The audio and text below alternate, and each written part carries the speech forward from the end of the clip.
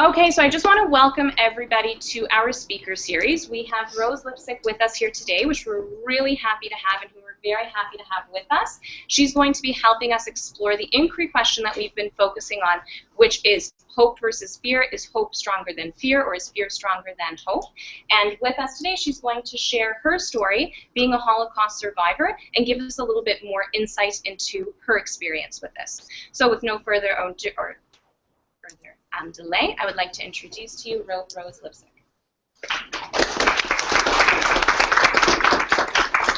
I have a loud voice. I hope you can all hear me. Can you? Yeah. Okay.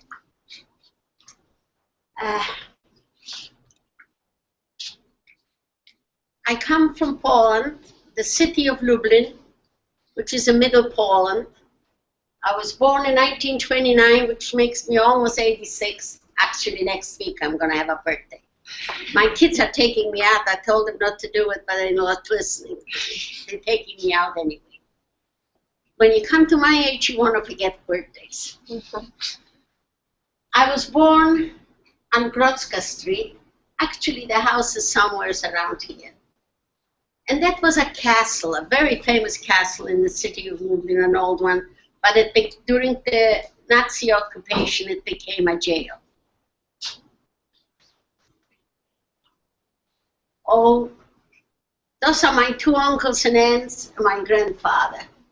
Everybody perished, whoever you're going to see. I'm going to show you whoever survived.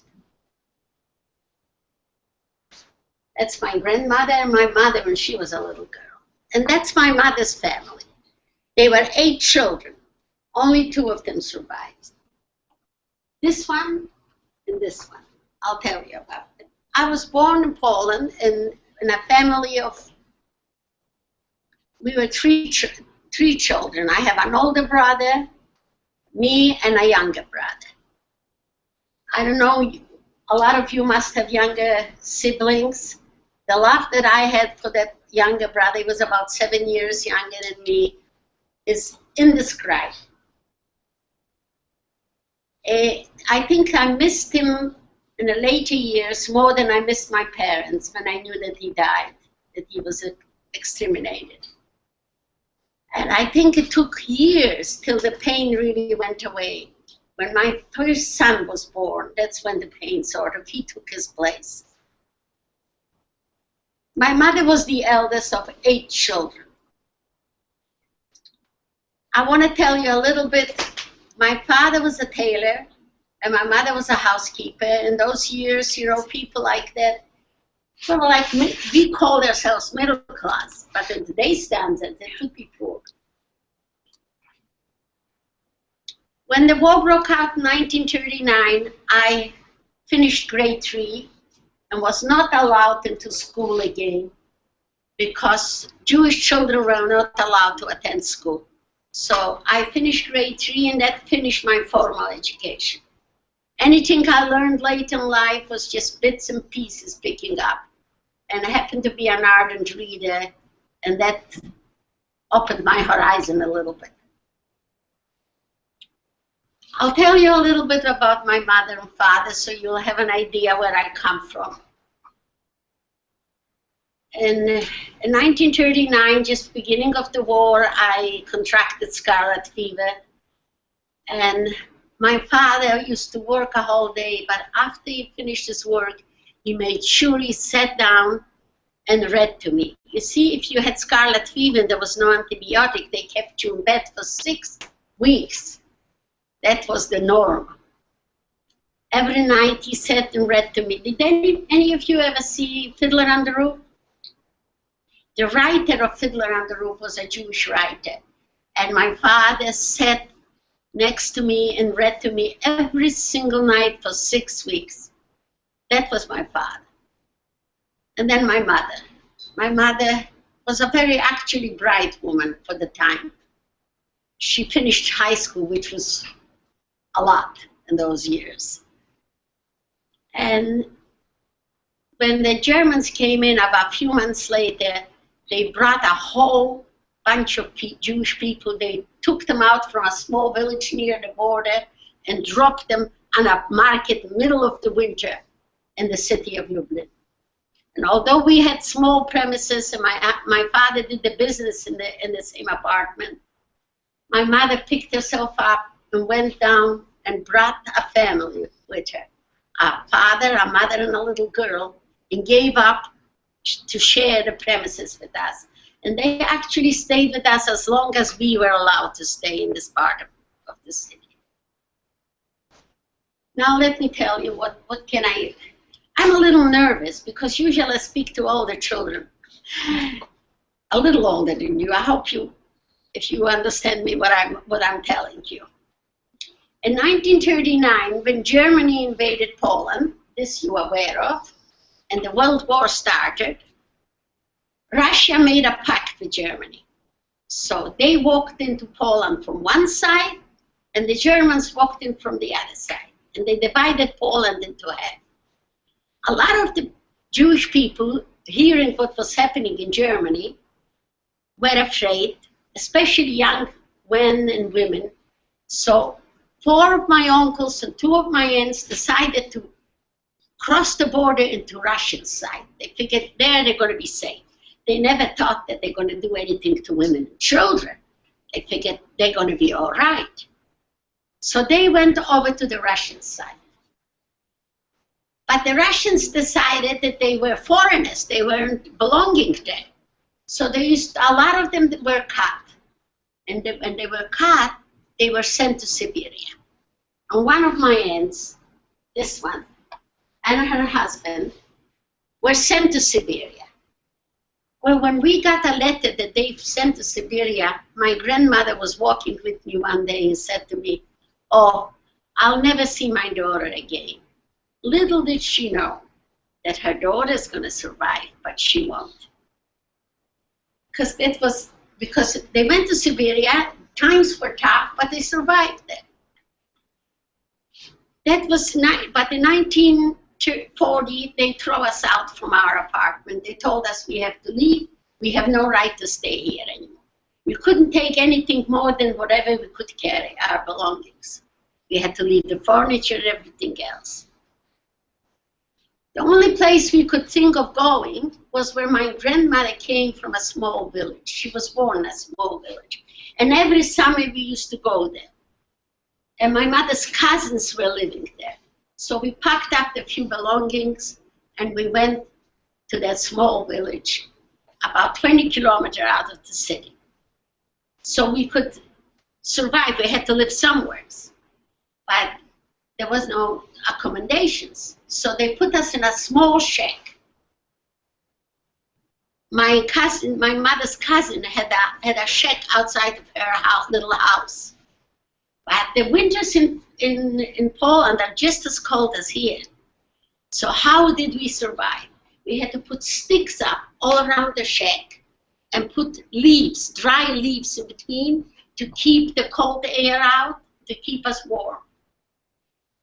But it was quiet. We didn't see the Germans there especially because we were in a small little village. They didn't bother with us. The only way that we could live, so we used to go and work in the fields, pick sugar beets. There's sugar canes, but there's sugar beets. Poland is full of them. And that's the way we used to earn a living. My father was still in the city, sort of in a ghetto, trying to earn a living too. We had to eat. There was a small little stove, like a little oven in the middle of the shack, and that's where my mother used to cook, and that's where we lived. I remember one afternoon as we were walking from the fields, and my mother was holding my little brother by the hand, and we were walking back because I was helping her work in the field already. And don't forget, I was 10 and 11 years old. And she says, "Look what a beautiful, beautiful world. And there is no place for us." She knew that doom was coming. She was exceptional that way. I remember being very frightened when she said that. So we sort of managed to survive in that small village till about 1942. By that time, Germany had invaded already Russia, and all my uncles came back came back to their wives. You see, they had wives and children. Can we move this? Now, I'm going to ask you a question. Can anybody recognize me? A freckled face? Yeah, that's me. Yeah. And that's my little brother, my older brother. There were 4 more children born here, and not one of them, except me, survived. They were all murdered.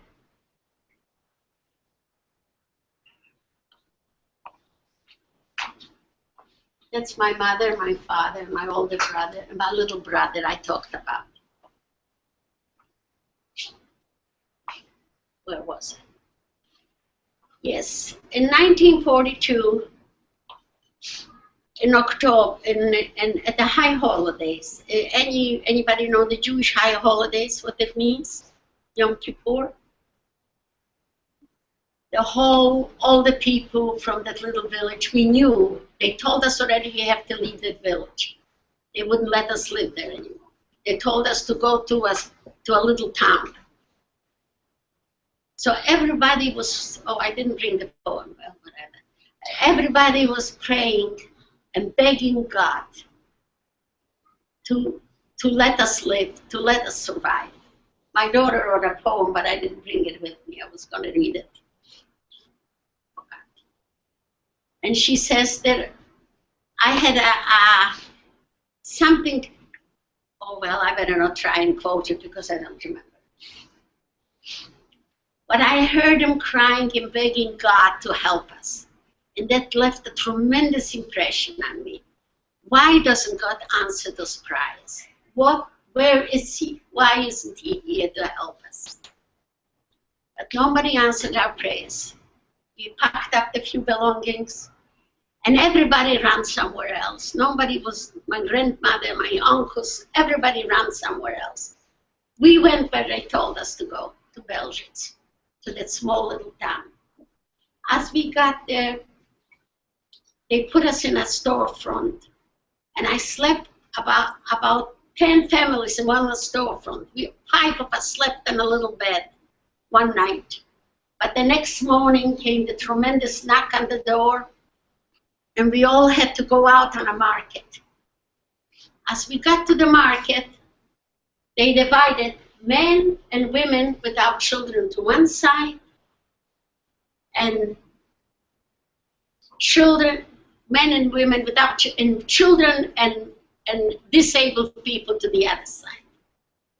They came trucks and they took away my parents, my father on the truck. And my mother said to me, then they took us to go on the road toward the train station. As we were walking on the road to the train station, it was a beautiful October 14th day, 1942. Usually October rains in Poland, but this day was beautiful. Whatever I carried, my mother grabbed from me and threw it away. You're not going to be needing anything here. I want you to understand that we are going to our death. She remembered that the spring of 1942, a cousin of ours disappeared from the city of Brooklyn, and we never heard from her again. And she said if she would be alive, she was the most capable woman, somehow, some way she would let us know. And if she's dead, by taking away the men that are able to work, and women that are able to work, they're taking us to our death. I want you to understand that. You have to understand that I was 13 years old and very frightened. I was holding on to my mother's skirt, and she was holding back and holding back. There were hundreds and thousands of people walking toward the train station. And at the end, there were wagons, and the ones that couldn't go anymore, some Polish farmers were taking them to the train station too. Please, she says, I don't believe the whole world has gone mad. You have to run. And if you survive, I will survive. There is going to be somebody left to tell the story, because we're going to our death. Well, you have to understand how a 13-year-old feels and how a mother that pushes a 13-year-old into a world that she doesn't know where, without any money, without any clothes, without anything. But she had to do something. She says, I would run, but I can't leave my little son, my little brother. I was so frightened, I didn't know what I was doing. She actually forced me off the road. There are a few houses up on top as we were passing. She forced me off the road. The last guard was approaching me. And he looked at me and he thought maybe, you know, I had blonde hair, blue eyes, and I didn't look particularly Jewish, a scrawny little thing. I wasn't very developed at 13. I was so skinny like nothing. So he thought maybe I was a little girl from the farmers' houses there. So he said to me, are you Jewish? Being as frightened as I was, I looked at him and didn't say anything. And some Polish farmer must have yelled, don't you see she's Polish? And he was the last guard on the road. As good a memory as I have, and I really do have a good memory, this is one afternoon of my life I do not remember. I know that I ran through the fields. I didn't see my mother ever again, because she died the same day, and so did my brothers. I know I heard that my father was alive to almost the end of the war. He wound up in Majdanek, which was a concentration camp in the city of Lublin.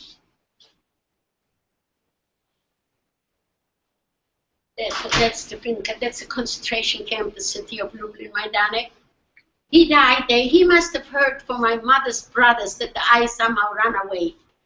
And that might have kept him alive so long. But at the end, he was shot with the last group of people from Majdanek.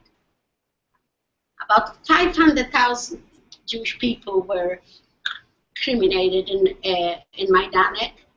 And if you go ever to Poland and you visit Lublin, that's the only concentration camp that's totally intact. You can walk through, I went to after the war, you can walk, start working it the next day. Everything, because when the Germans ran out, the Russians grabbed the city fast enough so they didn't have a chance to burn it. As I ran through the fields, I don't remember how long, and I don't remember what I did. All I know that I knew, I wound up at a Polish farmer's that I knew that we used to come to him, that we used to buy things for him, and my father used to sew for him. I knew the man, I knew the family.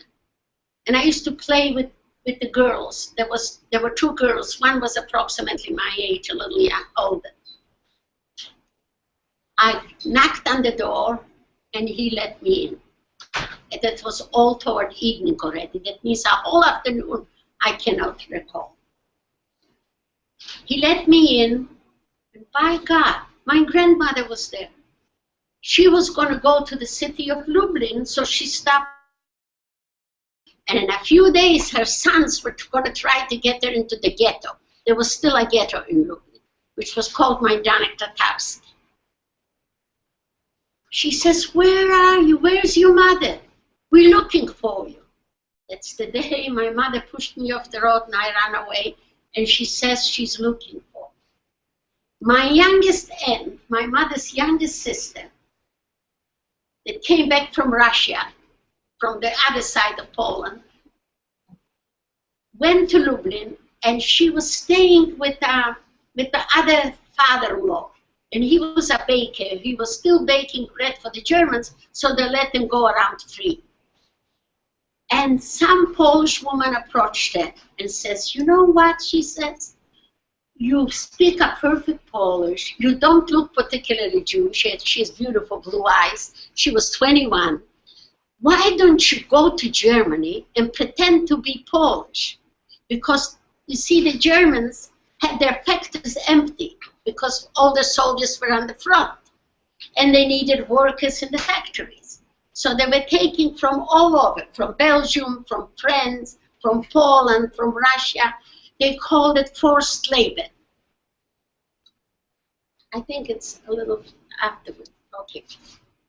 They called it forced labor. So she says, why don't you pretend to be Polish? Okay, thank you. That's in German. Why don't you pretend to be Polish and go to Germany to work as a Polish girl? It's still better than going to the gas chamber, because that's where I would have wound up.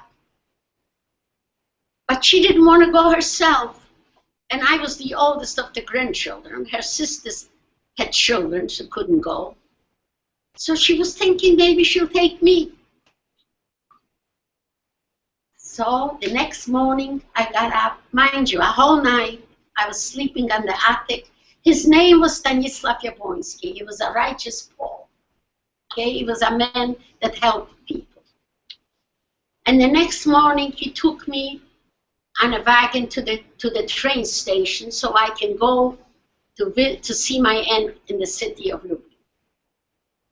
As I walked in the train, all I heard is, isn't that wonderful? We're getting rid of all the Jews. That's what the other Poles were saying. So there was a mixture. Some said that and some helped. That's how people are. There's some good and bad in all of us.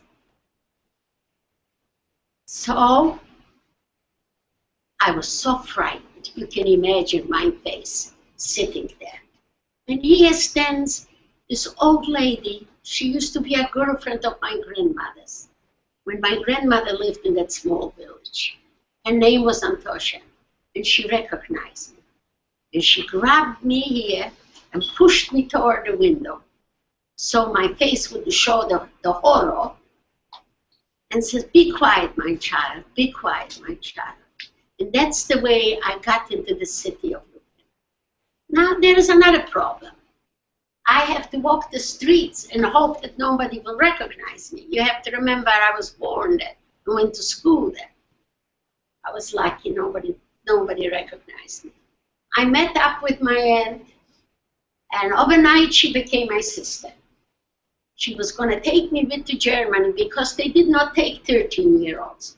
They usually had to be about 16 or 17 to take them for labor. The next day, we woke up in the morning, we went out and bought crosses and became Christians overnight. And assumed a different name and walked into the place where they were congregating the Polish laborers to send them to Germany to work.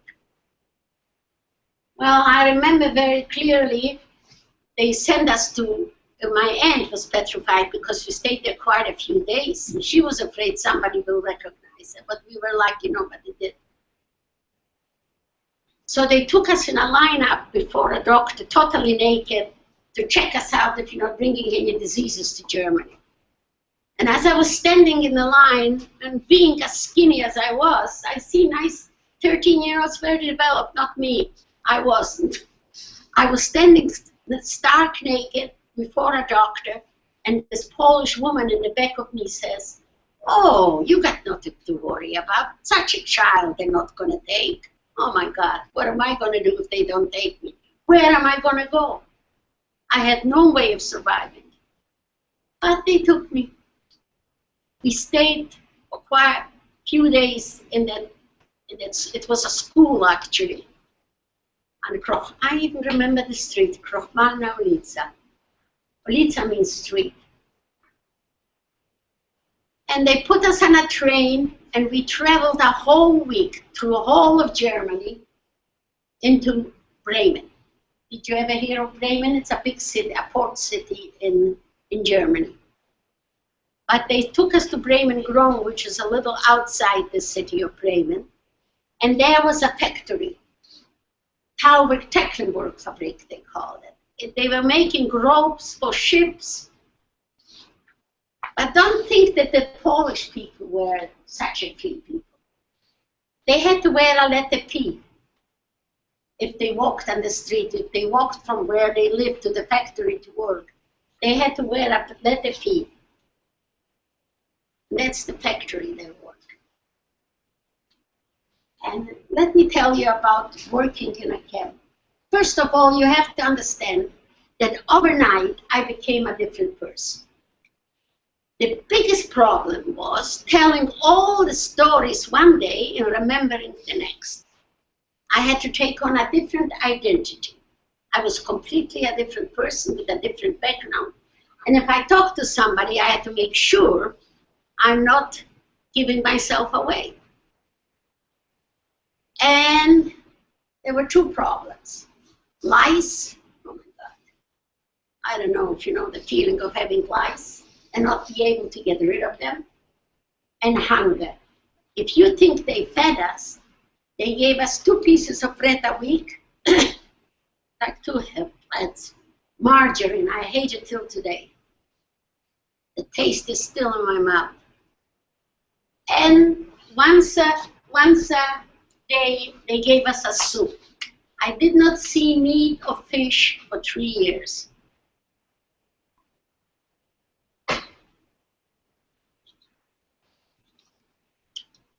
We were very hungry, all of us. Hunger was a very tremendous thing. I used to dream about a piece of bread.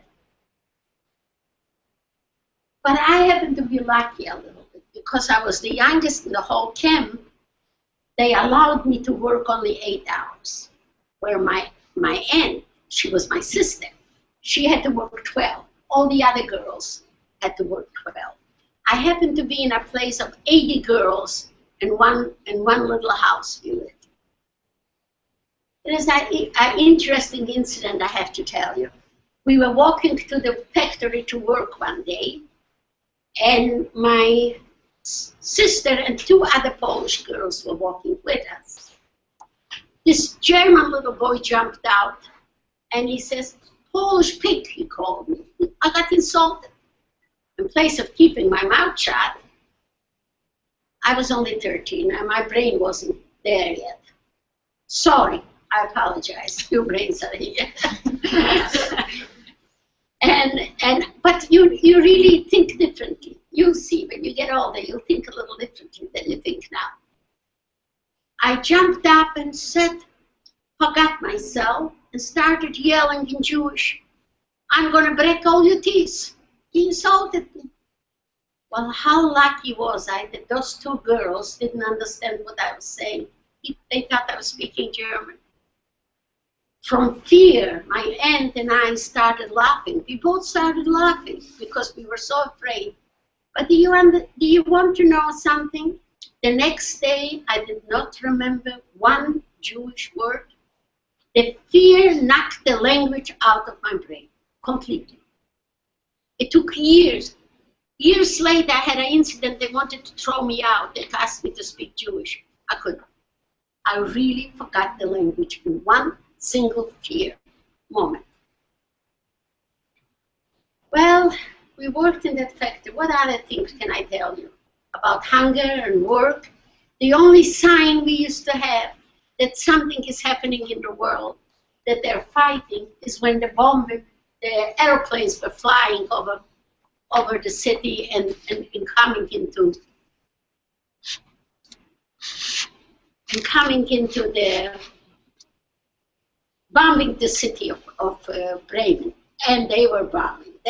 That's the only sign we could see. You see, I used to go after work. I used to go to a German house.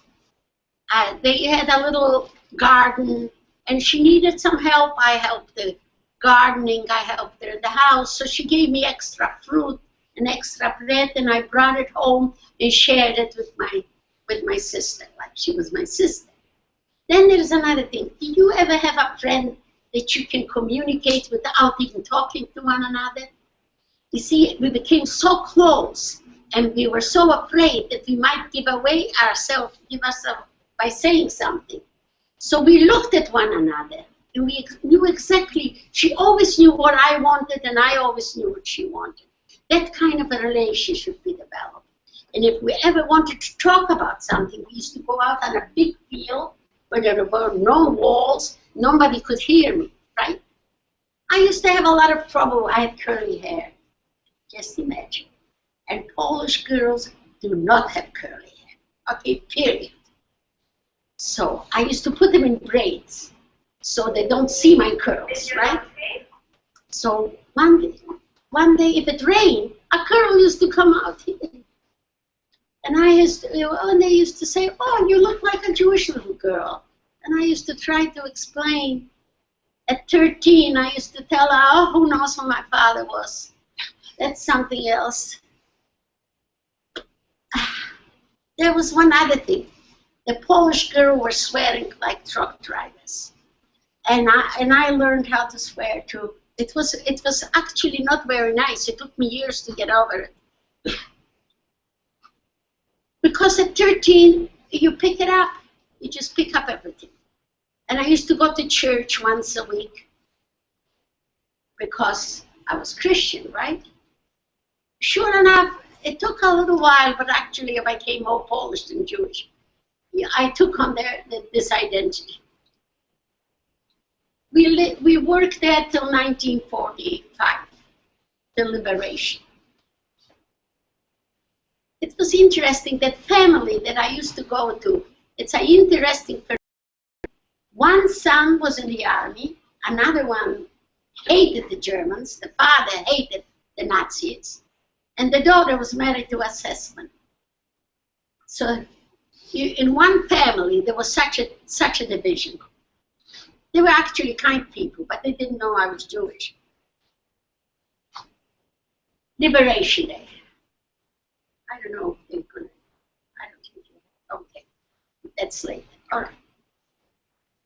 Well, they stopped feeding us, and we stopped working, and you could hear the cannons, that we knew that something is happening, approaching. So we went walking toward the English, actually.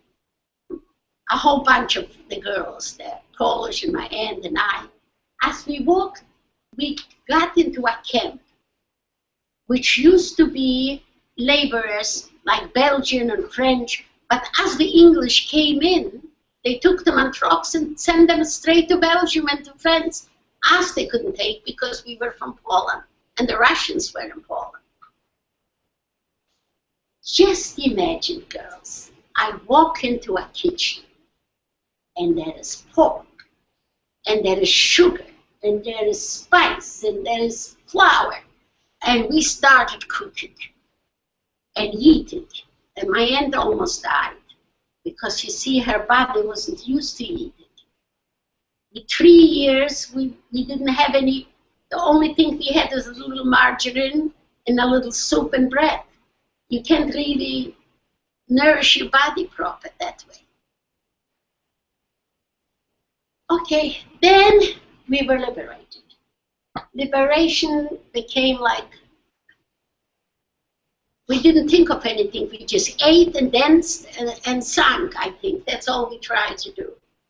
But you see, because Germany was in ruins, we couldn't go anywhere. And the United Nations came in and formed DP camp, displaced people camps, and started feeding us and giving us some clothes to wear and tried to be as decent as they possibly could. So I stayed in the Polish camp still because I couldn't go anywhere. There was no transportation. A few months later, a cousin of ours, I guess transportation started, a cousin of my mother's that survived the same way as we did and communicated during the war with my aunt, came looking for us. And I recognized her walking on the street. And then we decided we're going to go back to our Jewish life. We're going to find some Jewish people and we're going to go back there. My aunt said, "I'll pack up everything, you go first." So I was going to catch a train to go to Frankfurt am Main in Germany, to a small place, Salzheim was the name. There was a Jewish DP camp there. Guess what? I went on the train. Without realizing, there was a compartment empty. And there were 2 young men there, Polish young men going somewhere too. And it was so full, there was nowhere to sit. We had to travel a whole night. We walked into that empty compartment, figuring, we lucked out. little did we know, the compartment was saved for some Jewish people that were crossing the Polish border into Germany, running away from the Russian side. And the Poles gave them a lot of trouble on the border. They were very boiling mad. And they come into that compartment, and I'm sitting there, and they hear me speak Polish. They said, "Out! We don't want you here." I says, those two boys picked themselves up and went out. I said, "I'm not going out. The first time I meet some Jewish people after so many years, they're going to throw me out." He says, "Speak Jewish if you're Jewish." I can't speak Jewish. I can't remember a word. "But you're going to have to carry me out. There's no way I'm leaving that train station, that train." Well, the head of this said, "Listen, she's still a young," I was about 16 at the time. Said, "She's a young girl, leave her alone. Maybe she is Jewish." So guess what happened? A whole night as we traveled from Bremen to Frankfurt am Main, they were questioning me about different Jewish holidays. But as it is, the holidays I remember. I mean, it wasn't the language. And I was telling them all the Jewish holidays. As I was walking out of the train station, I heard one say to the other, "She must have been a native Jewish." They still didn't believe me. That's how I became actually Polish. The 3 years, I really changed.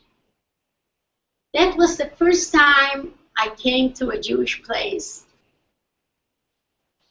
And they put me in a home for like misplaced children, you know, I was still 16 only.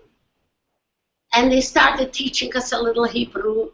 You have to understand, I had grade 3 education, okay? Although I was an ardent reader, wherever I found a book I read, but I was very limited. And then my aunt came and she got married. She found a gentleman and they got married. And then my aunt from Russia came back. The one that was sent away, and my grandmother thought she's never going to see it because she's not going to survive, but she survived. And she had a little boy. She came back and she said to me, "You're my sister's daughter. Why don't you stay with me and become my daughter?" But something happened to me. I became a Zionist. There was no way, nowhere I'm going to go anywhere else but to Israel. We should have a home, but Israel was illegal at the time. There was no Israeli state in 1946 and 47. We didn't become an Israeli state until 1948.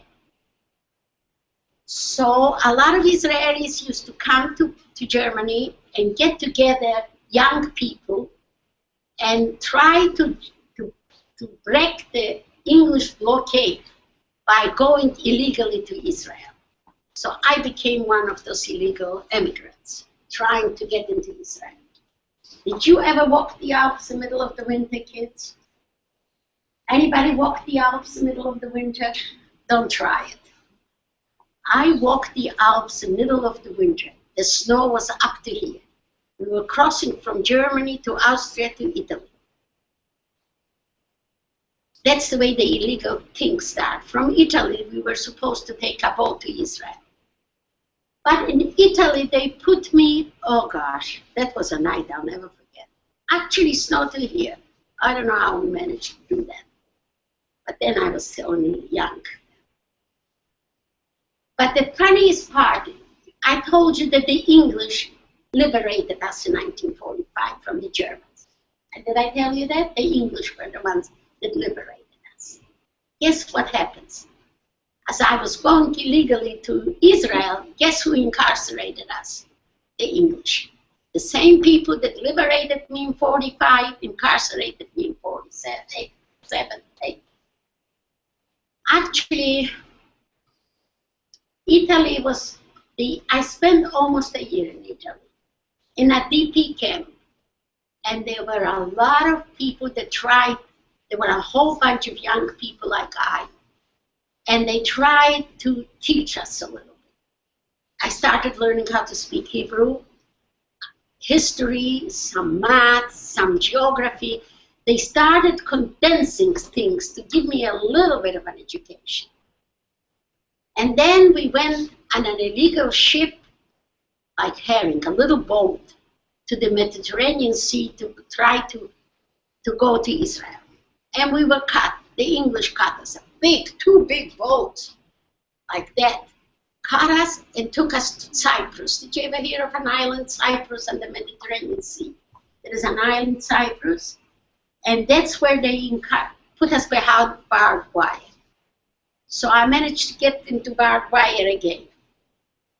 I didn't have enough. By the beginning of 1948, I was still about 18, and they took us. They let me into Israel. Exactly when the 1948 war started in Israel, I landed in Israel. And there were bombs falling, and there was fighting. But it didn't last that long. I don't know if you know anything about the history of Israel. Israel became independent. All the Arab countries attacked us. And that's the time I came to Israel. Why did I leave Israel? It's hard to say. The climate did absolutely not agree. The heat, I was developing kidney stones one after another. Actually, I met let's move it. I met my husband, that's my husband, in Italy. That's me in Italy.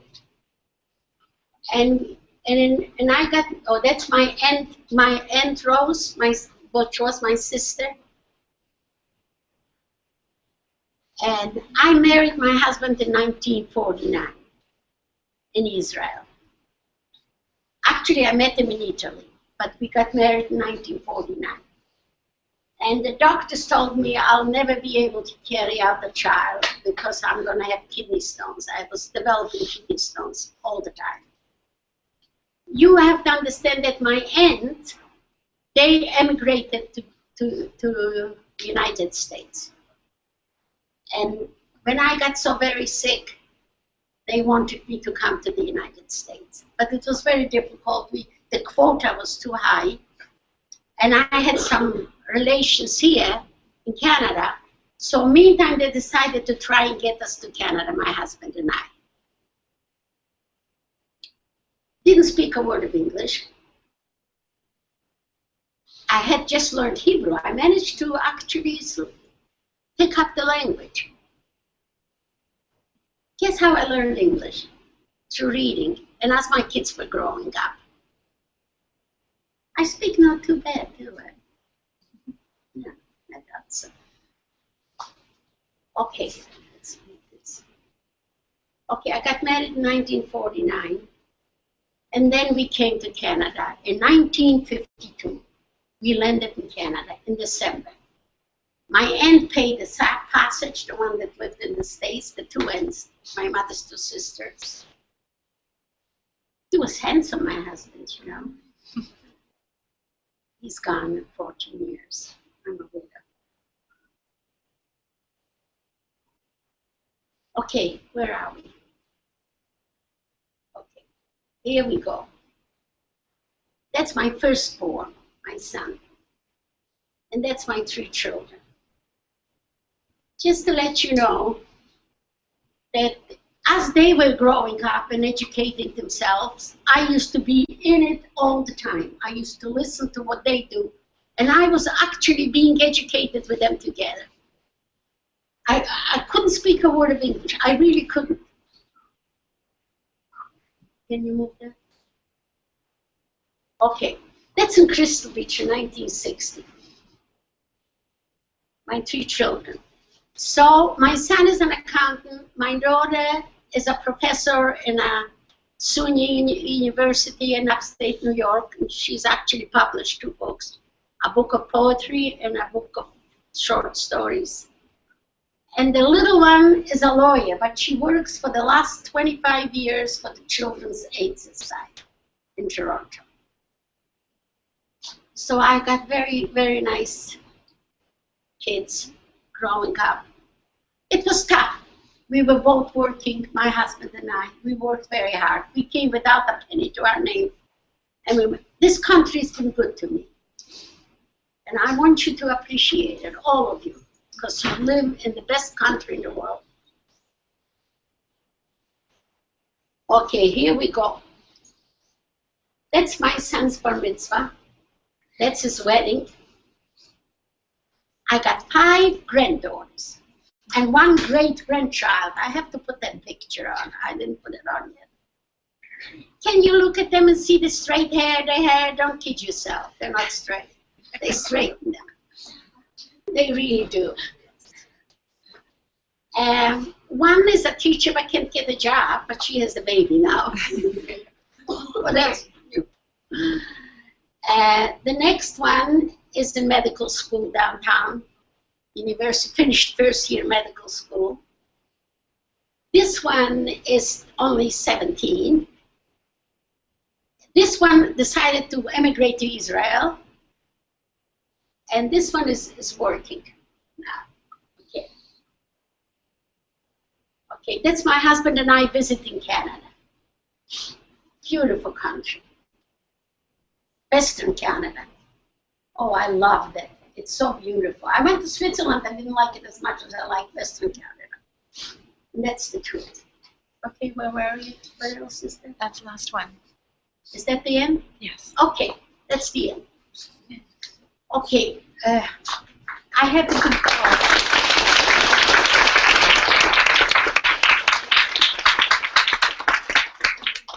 Now I love when children ask me questions. Please do. Anybody? Oh no. So we definitely have a few questions. I know in my class we have some planned in advance, and Ms. Mulligan and Ms. Freeman's class, if you guys have questions too, if you guys want to start. Does anybody want to start? Please? Yes. Polish. I still speak fluently Polish, surprisingly enough. Hebrew, it's not there. I did learn like Jewish, but totally forgot German. And I suppose English. I managed only through reading. That's why I'm telling you, kids, pick up a book. It's the open book to knowledge. It really is. All my kids are big readers because I always read. I used to keep a vacuum cleaner in one hand and a book in the other. Actually, without an education, I managed to take 1 year a course for adult training center. I managed to become a bookkeeper and worked for years as a bookkeeper. So that shows you I'm good with numbers. That helped. But I did learn bookkeeping, and I worked in an office as a bookkeeper. My writing is still horrible, the spelling. But then in Polish, you don't need to know spelling because everything, the way you read. Okay. How has this experience changed you? There's 2 answers to that. I would say that maybe I have a lot of hate, but if my mother, in the face of death, could still believe in the human race, how can I not? And hate is a very peculiar thing. It only destroys you. It doesn't do any good to anybody else. And I wasn't going to give them another victim. So I put hate aside. When your mom was forcing you off the road. Sorry, 1 second. Ashley, louder so that they can hear you online as well, okay? When your mom was forcing you off the road so that you could be free, how did you have the strength to go? I have no idea. She forced me off the road. I told you this is one afternoon I do not remember. I ran through the fields, but I cannot recall what I did. It must have been the fear. I don't know. But she had the wisdom and the strength to push a 13-year-old off the road. You have to understand that. Think yourself, like, what would your mother? It wasn't an easy thing for her to do. But she honestly believed that they're going to our death, and she was right. They died the same day. And you see, now you know she existed. Because if I wouldn't be talking, nobody would know that she even existed. That's part of why I'm telling you. I want you to understand and know what really happened. But I want you to know that those people existed. They were here. And they were decent people. They didn't do any harm to anybody. So prejudice and hatred is a very bad thing to have. If you have it, throw it away. I remember, yes, dear. Sorry. That's okay. You can finish what you were saying. I have to remember what I was saying. Yes, I once spoke in a jail of young incarcerated girls, and she asked me what I did with the hate. And then I understood what she said. I threw it away. I just wasn't going to destroy and be another victim. That's all I meant to say. Yes? I think hope is stronger than fear. So, sorry, do you think hope is stronger than I think it's a combination of both. If you don't have hope, you don't exist. But if something to fear, but be aware of it. You see, if you're aware of it, then you know how to deal with it. Just plain fear doesn't make much sense to me. You have to know why you're afraid and how to deal with it. And hope is a wonderful thing. My mother hoped that I'll survive, and I did. Although at such a tender age, you have to understand. Think yourself, you're 13 years old and you're left all alone in the world, in a horrible world, in a time when people were just killing one another. It's happening again. Oh my God. Anybody? Yes, Steve. People usually think of the Holocaust as a terrible event, but think of any positive thing out of it. Positive? There is no positive from anything. Killing, how can it be positive? What can there be positive? The only thing came out that I conquered fear. Is that what it is? I know for a fact that sometimes it's stupid because I was attacked in Miami and he wanted my purse and I wasn't going to give it to him. There was no way. But in the end, he broke my finger, gave me a black eye, I had stitches in my knee and he took my purse anyway. He was stronger than me. So, good. How can good come out of evil? I don't know. Is there any way? I don't know. Anything just makes you maybe a little stronger. You know? It sees the world. You become to understand better. You become a little stronger. That's the only thing that I can say. I don't know. I'm not a philosopher. Anybody else? Please, kids. I like to answer questions. Come on. Are you shy? You're shy. No, that would be actually more. That's the question.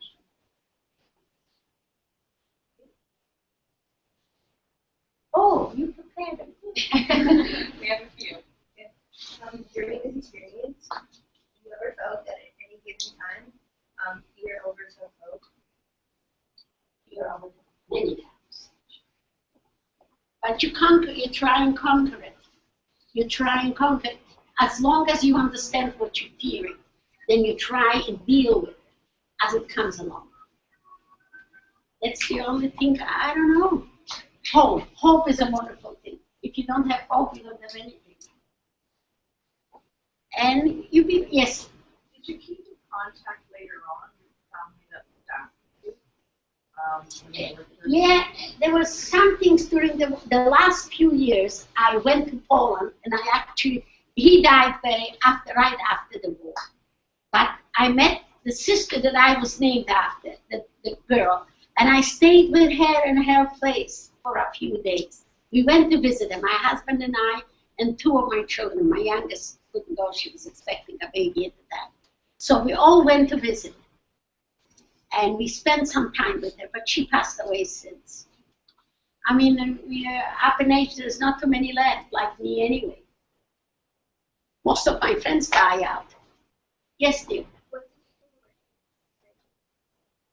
What did I think of it? I just became stronger, I think. And you know what? If somebody talks poorly about it, if I hear prejudice, if I hear anything like that, my antenna goes up. It's something, it's beyond me, I can't even control it. I get really mad. They better not start out with me. I don't know why. I think awareness. You have to be aware of what's happening around you. And you have to learn how to deal with it. Oh, gosh, you're asking such a question. Like I would be a professor. We have some questions online as well. Ms. Pinniger, does your class have any questions they'd like to ask? Go right ahead. So I think she just has to unmute, right? Okay. Yeah, we have some questions. Matt? Yeah. Oh, there's a whole bunch of other kids here. Okay. Oh my, a lot of kids listen to me today. I hope I didn't bore you. No, okay. My son said I'm a good storyteller. I have to believe him. Who else am I going to believe? Here, they have one. Oh. Hi. Hi. My name is Mac. I have a question. When you look back, are you proud of what you've accomplished? Actually, I am. Why shouldn't I be? Yeah. I have a lovely family. I learned how to speak English. And I do. And I came to love that country.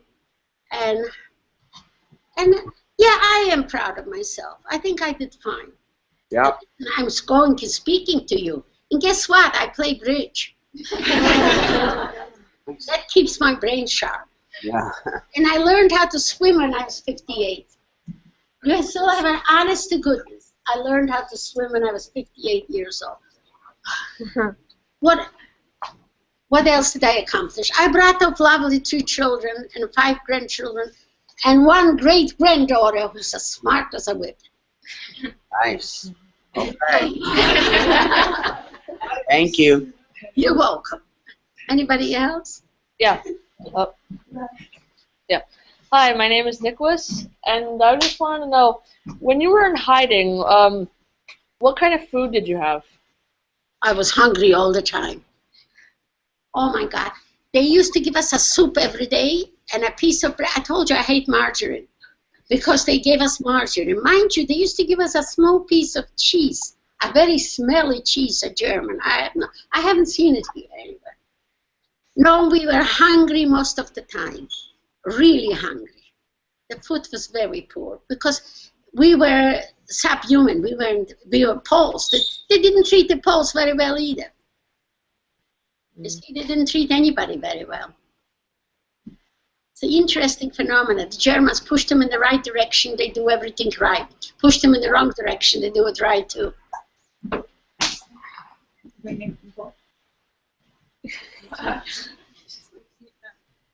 Yes? Hi, my name is Nicole, and my question is, if you could go back and change something, what would you change? I would make my mother run too. Everybody should have run. You see, they kept it a very tight secret. It was very difficult to really know what was happening. Just few people, like my mother, she had a mathematical mind. She made her deduction. And if this woman would be alive, we would hear from her.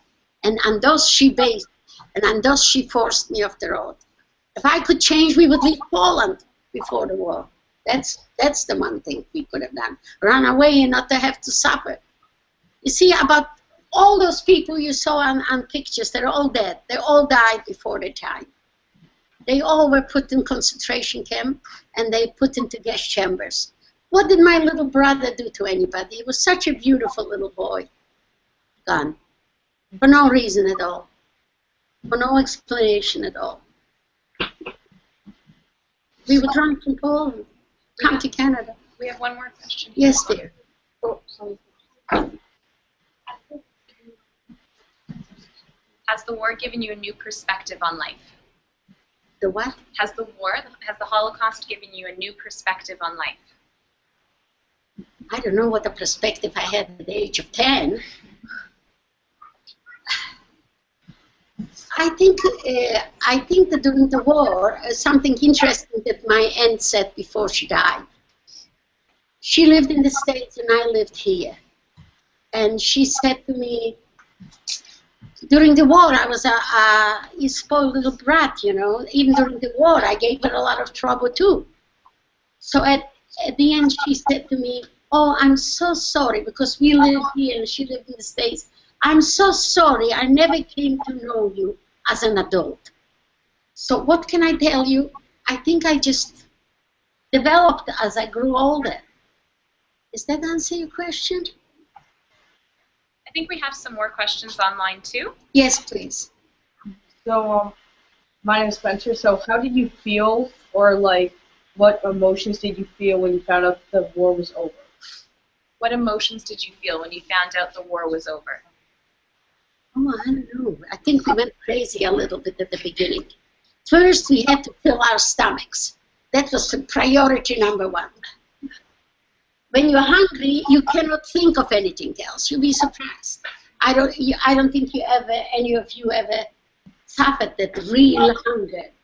The hunger that comes on from weeks and years of not eating proper. And what was the question? No, that was it. How did you feel when the war was over? Well, that was one thing. And then I think I wanted to dance and sing. I don't know. And wanted to find out, always used to dream that maybe something happened and my mother threw their little boys somewhere. And maybe I'll go and find them somewhere. You know, stupid dreams like that, hopes, which never became real. Just little dreams that maybe somebody survived, but nobody did. I wish my father would have survived. It would have been nice to have a father. You see, my children grew up without uncles, without aunts, without cousins, without grandparents. They didn't know the pleasure of having it. So I really tried to be a good grandmother to my girls. They actually like me. I'm surprised. Honestly, I try to be a good grandmother to them because my children never had the joy or the pleasure of it. Anything else? Yes. Sorry, wait. Oh, who wants to talk first? One or two? Okay, if you were meeting and he apologized for what the Holocaust. Oh my gosh, I don't like meeting them. That's another story. I told you, if you apologized, then I couldn't say anything. But if you said something derogatory, I told you my antenna goes up. Because it happened once when I was working, and they hired a German engineer, and while we were sitting and having lunch together, the engineers and the bookkeepers, he said, somebody asked me at something, and I mentioned something about the Holocaust. And he said to me, so it came out that I had a false identity, right? So he said to me, "You lied." My antenna went up. I said, yeah, I should have let them take me to concentration camp and to the gas camp as they took my mother. That's what kind of a man he was. Yeah, I said I lied. That was his important aspect of it. Is there another question? Do you have a question? No? I think somebody here wanted. Okay. Do you think my name's Ellis. Do you think the Boy in the Striped Pajamas, the movie, relates to the Holocaust? Have you ever seen The Boy in the Striped Pajamas? And do you think it relates to the Holocaust? Is it a good depiction of the Holocaust? I don't know, but it was quite good. I enjoyed it. I not enjoyed it, but I thought it was well done. Actually, what I found very interesting is The Woman in Gold. There is a movie out now, The Woman in Gold. Go see it. It's good. No, it isn't good. I didn't see it, but It's worth seeing. It's actually worth seeing. It isn't so horrific because what they do is they go back and forth. Well, it was a little paradox in that movie about the boy in the dark. It wasn't so really physical, I thought. Okay, I wasn't sure about that. Okay, thank you. You're welcome. It might have been. The members of the Eco Leadership Team in the doctor's class, please meet me in room 109 at recess. Thank you. We just have a few girls that want to say something to you. Okay, girls. Can I get a hug? You too.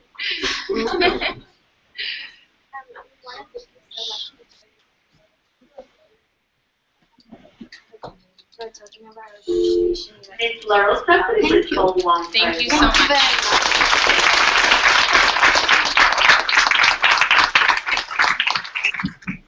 I hope you take away something from my story, and try and be tolerant of one another.